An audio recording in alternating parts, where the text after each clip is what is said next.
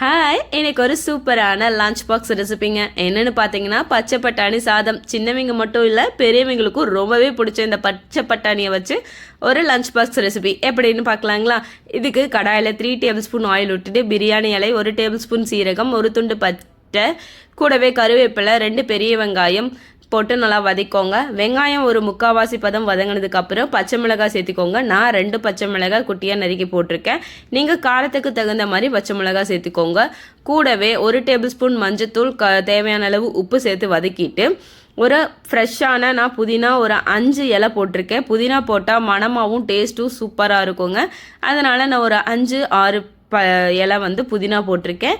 கூடவே 1/4 table spoon இஞ்சி பூண்டு பேஸ்ட்டு சேர்த்துட்டு, நான் ஆல்ரெடி வாஷ் பண்ணி வச்சுருக்கிற பச்சை பட்டாணியும் சேர்த்து ஒரு 10 நிமிஷம் கைவிடாமல் கிளறிட்டே இருங்க. ஏன்னா அப்போ தான் நம்ம பச்சை பட்டாணி ஃப்ரெஷ்ஷாக சேர்த்துருக்கேன், நல்லா வெந்து வரும். வெந்து வந்ததுக்கப்புறம் நான் ஆல்ரெடி வடித்து வச்சுருக்கிற சாதத்தையும் போட்டு நல்லா மிக்ஸ் பண்ணிக்கிட்டேன்.